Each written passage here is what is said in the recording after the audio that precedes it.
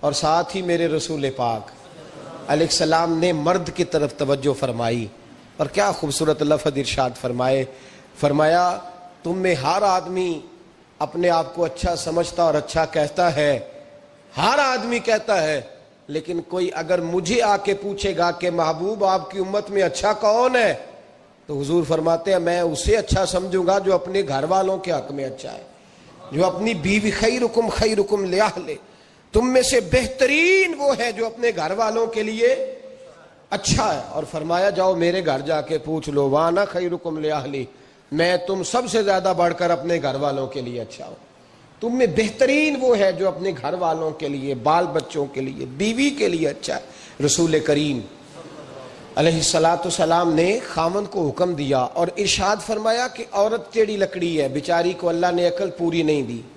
ایک بچہ چھوٹا ہوتا ہے، ہمیں پتہ ہوتا ہے کہ اس کا شعور پورا نہیں، اگر کوئی غلطی کرے تو کیا اسے نکال دیا جاتا ہے گھر سے؟ بولے، چھوٹا بچہ ہے، وہ کئی دفعہ بڑا نقصان کر دیتا ہے، آپ کیا کہتے ہیں؟ اسے مارتے ہیں، کلاڑی لے آتے ہیں اس کے لیے؟ اس طرح کرنا چاہیے، اس کے ابے کو بلا لینا چاہیے، بےزتی کرنی چاہیے پنچایت میں بٹھا کے کہ یہ غلطی کی ہے تیرے بچے نے۔ بھائی دادا یہ کام کرتا ہے؟ بولے نا، کیوں نہیں کرتا؟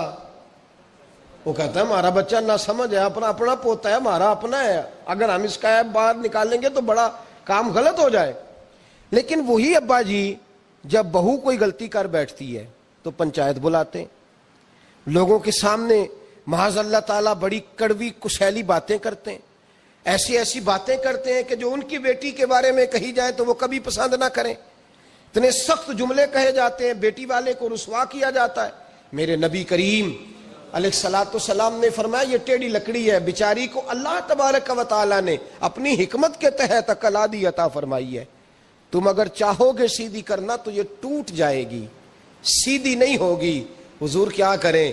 فرمایا اس کے ساتھ گزارا کرو، اللہ تمہیں اجر عطا فرمائے گا، اس کے ساتھ وقت گزارو، اللہ تمہیں اس کا، یہ ذہن بنانا چاہیے خاوند کو کہ یہ، اور خاوند کی ذمہ داری ہے۔ اعلیٰ حضرت رحمۃ اللہ علیہ نے فتاوی رضویہ کی 24ویں جلد میں بالتفصیل لکھا ہے، آپ فرماتے ہیں خاوند کی ذمہ داری عورت کو کپڑا فراہم کرنا، روٹی فراہم کرنا، رہنے کے لیے گھر دینا، نان نفقے کا خیال کرنا، اور آپ فرماتے ہیں اگر وہ مطالبہ کرے تو ہفتے میں ایک دن اس کے ماں باپ سے ملانے بھی لے جا سکتا ہے، ہفتے میں، جی کوئی نہیں بول دے تسی، ہفتے نہیں، یہ نہیں صحیح لفظ، ہر ہفتے اے سوکھ ہے، کدوں ملان کھڑنا ہے؟ پاویں نہ بولو، گل جڑی سچی ہو تے سچی ہے، ملان کدوں لے جانا ہے؟ اچھا اپنی اماں نو روز ملدا ہے سویرے شام، تے وہ کہندی مینوں بھی اماں نو ملا لیا، تے کہندا روز نہیں جائیدا، تے تم بھی نہ ملا اپنی اماں نو روز بھائی۔ لیکن اعلیٰ حضرت فرماتے ہیں ہفتے میں ایک دفعہ ماں باپ سے، بولے، بیٹی کا پیار ماں باپ سے زیادہ ہوتا ہے کہ بیٹے کا؟ لو تو سارے نو پتا ہے، یعنی تسی گھٹ کر دے ہو نا، تاں بیٹی دا نام لیا جے، صحیح بات کر رہا ہوں؟ تو جس کا پیار زیادہ ہے اس کو روک دیا، کہتے نہیں روز نہیں جائیدا، سال بعد جائیں، بلکہ ان تے اللہ خیر کرے، اللہ پاک فضل کرے، داماد صاحب کی عزت ہی نہیں نہ ہوتی، اس کو آنکھوں پہ بھی اٹھائے تو کہتے تیرے گھر دے میری عزت نہیں کر دے، پتہ نہیں ان تو عزت بھائیا کیڑی شے دا نام رکھیا ہے، وہ کیڑی ہے جڑی تینوں چاہیے، اللہ ہی بہتر جانتا ہے۔ عزت نہیں کرتے تو لہذا میرا پروٹوکول نہیں، پھول لے کے کھڑے نہیں ہوتے گلی میں، وہ باہر نہیں نکلتے، وہ اشتہار نہیں چھاپتے کہ داماد صاحب آ رہے ہیں، اور ویسے بھی میں کہاں جاؤں، مطلب یہ کہ چپس بھی نہیں ہے، انہوں نے سنگ مرمر بھی نہیں لگوایا ہوا، تو میں کیسے جاؤں، میری شان کے خلاف۔ اعلیٰ حضرت فرماتے ہیں ہر ہفتے وہ بیٹی جو ہے، تو بیٹیاں بیٹیاں ہوتی ہیں، یہ تو اس دن پتہ چلتا ہے نا جب اپنی بیٹی بندہ ڈولی میں ڈالتا ہے، پھر پتہ چلتا ہے کہ دل کرتا ہے ہر ہفتے اس کو ملنے کو، دل کرتا ہے کہ وہ آئے، چہرہ دکھائے، ایک دفعہ مل جائے، ہر ہفتے اس کو ملوانے لے کے جائے، اس کی غلطیاں معاف کرے، اس کے عیبوں پہ پردہ ڈالے، اس کی کوتاہیوں کا خیال کرے، اس سے درگزر کرے۔ میرے نبی کریم صلی اللہ علیہ وسلم نے فرمایا میں اپنی امت کو حکم دیتا ہوں کہ اپنی بیوی سے بغض نہ پالنا، بغض نہ پیدا کرنا، کوئی غلطی کرے تو بغض نہ پیدا کرنا، بغض نہ رکھ لینا سینے میں کہ تو ہے ہی ایسی، تو ہے ہی، بغض نہ پالنا۔ اور کیا خوبصورت لفظ ہیں حضرت خدیجہ الکبریٰ کے سرتاج کے اور کیا لفظ ہیں جناب سیدہ آمنہ کے لال کے. میرے نبی پاک فرمانے لگے اگر تمہیں اپنی بیوی کی کوئی عادت ناپسند ہے تو غور کر لو, ڈھونڈ لو, اس میں ایسی بھی عادت تمہیں ضرور مل جائے گی جو تمہیں بڑی پسند ہوگی. ڈھونڈ لو, غور کر لو, مل جائے گی. کوئی ایسی بھی مل جائے گی جو تمہیں بڑی پسند ہوگی, وہ بھی تمہیں مل جائے گی. ڈھونڈو تو صحیح, تلاش تو کرو. بغض کی اینک نہ لگانا, بغض کی اینک لگا کے دیکھو گے تو کچھ نہیں ملے گا. نبی رحمت سید عالم صلی اللہ علیہ وسلم, پہلی بات یہ ہے کہ اللہ کے حبیب نے تعین فرمایا, اور پھر عملی طور پر چلو در رسول پہ چلتے ہیں. آؤ حضور کی بارگاہ. کہتے ہیں نبی پاک کی بارگاہ میں آئے, حضور نے چہرے دیکھے, کریم سے مسئلہ نہیں پوچھنا پڑا. میرے مصطفیٰ کریم نے فرمایا بھوک لگی ہوئی ہے تم تینوں کو, 3-4 دن ہو گئے. اللہ کے رسول نے فرمایا مجھے پورا ہفتہ ہو گیا ہے. سبب کچھ اور ہے جس کو تو خود سمجھتا ہے. زوال بندہ مومن کا بے زری سے نہیں, بھوک نقصان کا وجہ نہیں بنی, وجہ کوئی اور بنی ہے. رشوتیں کہ جو بازار گرم ہوئے ہیں لوٹ مار کے, یہ روٹی کے لیے نہیں, یہ زیادہ کھانے کے لیے, یہ بینک بیلنس کے لیے گرم ہے. یہ لوٹ مار کا مقصد کوٹھیاں بنانا ہے, روٹی کا تو رب کریم کا وعدہ ہے. جو روز روتا ہے شام کو کہ میرا کاروبار کوئی نہیں, اصل میں کہتا ہے بنگلہ کوئی نہیں, اصل میں کہتا ہے کار کوئی نہیں, پجاروں کوئی نہیں, روٹی تو اللہ عطا فرماتا ہے, اس کا وعدہ ہے. فرمایا حضور نے 3 دن بیت گئے, چلو. میرا بے تکلف صحابی ہے ابو الحسن انصاری, وہ بڑے نصیب والے ہوتے ہیں جن کو میرے نبی پاک خود کہتے تھے کہ تیری فلانی ذمہ داری ہے. اس زمانے کا تو کسی کو کہہ دیا جائے تیری ذمہ داری ہے تو کہتا ہے یہ تو پھٹیکے ڈالنے لگ گئے, یہاں سے تو چھٹی کر جانی چاہیے. خوش ہوتے تھے صحابہ کہ ہماری ذمہ داری لگی. کہتے ہیں حضرت ابو الحسن انصاری کے گھر گئے, نبی پاک نے فرمایا بھوک بڑی لگی ہے, کھانا لا. کہتے ہیں حضور نے اسے کہا تو اس آدمی کو تو وجد ہی ہو گیا. اس نے کہا میرے اتنے نصیب کہ حضور کا یہ کھانا کھلا. آؤ دیکھو دنیا والوں, آج جو سب سے زیادہ عزت والا ہے وہ میرا مہمان بنا ہوا ہے. فرماتے ہیں وہ دوڑے گئے, بکری اٹھائی, ذبح کی, بیوی کو کہنے لگے روٹی تیار کر. ادھر کھجوریں توڑی, انگور توڑے, کہنے لگے حضور آپ جب تک تناول کریں تب تک کھانا پک جاتا. حضرت عمر کہتے ہیں روٹی پک کے آئی, بڑا پیارا گوشت, بڑا اچھا سالن, بڑا خوبصورت خلوص والا کھانا. فرماتے ہیں میں نے بڑا ہی کھایا. نبی پاک نے نا ایک روٹی لی اور چھوٹی چپاتی, تھوڑا تھوڑا سالن کونوں سے, اور جب نبی پاک نے کھا لیا تو حضور کی آنکھوں میں آنسو آئے. حضرت عمر کہنے لگے حضور روئے کیوں؟ نبی پاک نے فرمایا سوچتا ہوں 7 دن کے فاقے کے بعد کھایا ہے, پر ڈرتا ہوں رب اس کا حساب پوچھے گا تو جواب کیسے دینا ہے, اس کا حساب بھی تو دینا ہے نا جو کھایا ہے. تو حضرت عمر فاروق کے ہاتھ میں کچھ چیز تھی, زور سے زمین پہ ماری, کا محبوبہ 7 دن کے بعد بھی روٹی کھائے تو حساب دینا ہے. نبی پاک فرمانے لگے عمر وہ مالک ہے نا, تو جب دیتا ہے تو حساب نہیں لے سکتا, حساب تو دینا ہے, حساب تو دینا ہے, تیاری رکھو. صحابہ کرام فرماتے ہم نے ارادہ کیا کہ آج کے بعد ہم پھر فاقے کریں گے, کم کھائیں گے, اس لیے کہ حساب دینا ہے. میرے بھائی وہ فاقہ کشی کرتے تھے, ڈرتے تھے. یہاں تو لوگ کھا کے بیمار ہیں, کھاتے جا رہے ہیں, سوتے جا رہے ہیں, کھاتے جا رہے ہیں, سوتے جا رہے ہیں. یہ بھی وقت آئے گا رمضان شریف کا, سویرے درس پہ آؤ کہتے نیند بڑی آتی ہے, سویرے 2 سپارے پڑھ کے سویا کرو کہتے صاحب نیند بڑی آتی ہے. فجر کے بعد ہی تو وقت ہوتا ہے اللہ اللہ کرنے کا, شہری کا, کھاتے جا رہے ہیں, سوتے. لوگ جماعت سے نماز نہیں پڑھتے, سو جاتے, جماعت کا ثواب چھوڑ کے سو جائیں گے. بھائی رمضان مبارک میں فاقہ کشی کی ٹریننگ ہوتی ہے, فاقہ کشی کی تربیت لے, رمضان میں روکے اپنے آپ کو, تربیت ہوگی. اور ہمارے صوفیاء فرماتے ہیں جو زیادہ کھاتا ہے اس کا نفس اس کو زیادہ پہ مائل کرتا ہے, خواہشات نفس پیدا ہوتی ہیں. میرے نبی پاک علیہ السلام نے جوانوں کو حکم دیا ہے یا معاشر الشباب, او جوانوں. یا رسول اللہ کیا حکم ہے؟ فرمایا یا نکاح کر لو اگر طاقت ہے, نہیں طاقت تو روزے رکھو. حضور روزے سے کیا ہوگا؟ فرمایا تمہارا نفس کچلا جائے گا, شیطان وسوسہ اندوزی نہیں کرے گا. آج نوجوان بڑھ بڑھ کے کھاتا ہے, بہت زیادہ کھاتا ہے, کبھی اس ہوٹل سے کھاتا ہے, کبھی اس ہوٹل سے کھاتا ہے.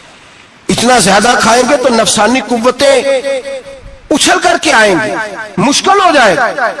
شادیاں دیر سے ہوتی ہیں, ماں باپ آنکھیں بند کر کے بیٹھے ہوئے. اگر ماں باپ کی ذمہ داری ہو اور ماں باپ نکاح نہ کرے تو نبی پاک نے فرمایا بچے گناہ کریں گے تو جتنا گناہ بچے کو اتنا باپ کو بھی ہوگا. تو ماں باپ چپ ہیں، دوسرا شادی مشکل بڑی ہے، مہنگی بڑی، اور تیسرا نہیں کر رہے کچھ لوگ تو روزے بھی نہیں رکھ رہے. تو رمضان ان کے لیے بھی وقت ہے، نفسانی قوتیں کچلی جائیں گی، کھانا جتنا کم کھایا جائے گا اتنا وجود کے اندر نفسانی خواہشات کم پیدا ہوں.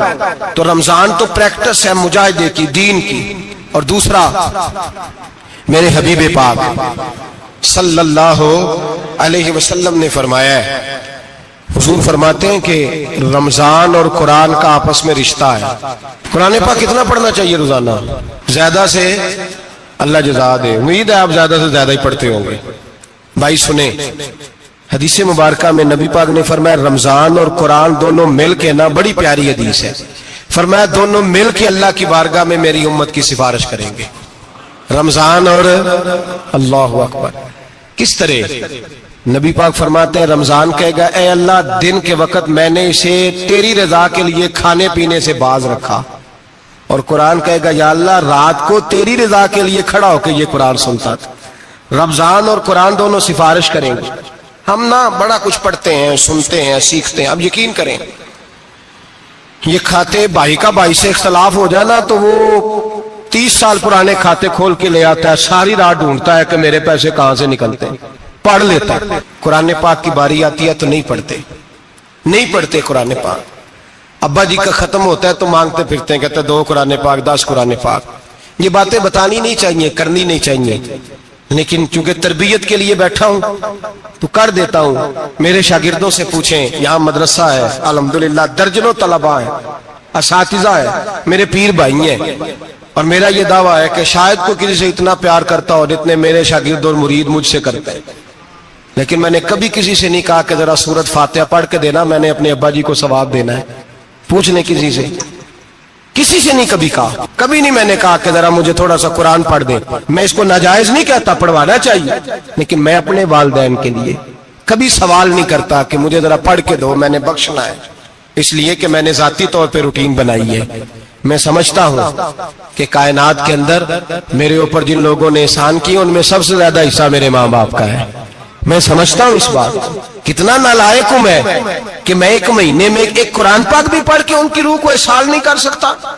میرا یہ طریقہ ہے ذاتی، میں قدغن نہیں لگاتا، میرا ذاتی طریقہ یہ الحمد سے شروع کرو اور 2 سورتیں چھوڑ کے قرآن پاک ختم کر دو آخری، اور پھر فلق اور ناس صورتیں ساتھ لے جاؤ. یہاں بیٹھ کے سالے ثواب نہیں کرنا، ختم نہیں دلانا، ساتھ لے جاؤ، قبر پہ کھڑے ہو جاؤ اور فلق اور ناس صورتیں قبر پہ بیٹھ کے تلاوت کرو. اور جو قرآن مجید پڑھا ہے ان کی روح کو وہاں احسان کرو. اور بھائی اولاد جب ماں باپ کے لیے پڑھتی ہے تو اسے کہنا نہیں پڑتا اللہ بخش دے، اس لیے کہ اولاد کی نیکیاں خود بخود ماں باپ کے کھاتے میں جمع ہوتی ہیں، خود نیکیاں جمع ہوتی ہیں. میرے بھائی تو بچوں سے یہ تو مطالبہ کرتا ہے کہ بیٹا اس سال رمضان المبارک میں میرے لیے ستو ضرور بنانا، فلانی چٹنی ضرور تیار کرنا. یہ کیوں نہیں کہتا بیوی سے کہ ڈشیں کم بنانا، تو بھی بیٹھ کے قرآن پاک پڑھ، میں بھی قرآن پاک پڑھتا ہوں. ادھر آؤ بیٹا یہاں بیٹھ کے تلاوت کرو، میں بھی کرتا ہوں. بیٹی ادھر آؤ بیٹھ کے قرآن پاک پڑھو. کتنا وقت لگتا ہے؟ حافظ اور قاری اور علماء اگر پڑھے تو 20-25 منٹ لگتے ہیں قرآن پاک کا سپارہ پڑھنے، اور اٹک اٹک کے پڑھنے والا بھی پڑھے تو 1 گھنٹہ لگ جائے گا. اور میرے نبی پاک صلی اللہ علیہ وسلم نے فرمایا جو قرآن پڑھتے ہوئے اٹکتا ہے اللہ اسے ڈبل ثواب عطا فرماتا ہے. فرمایا جو زبانی پڑھے سنگل ثواب، جو دیکھ کے پڑھے اسے ڈبل ثواب. حضور کیوں؟ فرمایا اس لیے کہ میرا قرآن دیکھنے پہ بھی اللہ ثواب عطا فرماتا ہے. قرآن دیکھنے پہ بھی اللہ ثواب دیتا ہے، دیکھنے کا بھی ثواب. رمضان شریف میں قرآن پاک پڑھے، کھول کے پڑھے. اور میرے بھائی اگر تیرا بچہ پڑھے، اگر تیری بیٹی پڑھے، کائنات کا خوش نصیب باپ وہ ہے کہ بیٹا قرآن پڑھے، چاہے ناظرہ ہی پڑھے. جس کی بیٹی پڑھے، زندگی میں انہیں اس کام پہ لگا جاؤ، مرنے کے بعد بھی پڑھیں گے. امام جلال الدین سیوطی شافعی رحمت اللہ علیہ فرماتے حضرت عیسیٰ قبر کے پاس سے گزرے، قبر پہ عذاب ہو رہا تھا، اللہ کا غضب برس رہا تھا.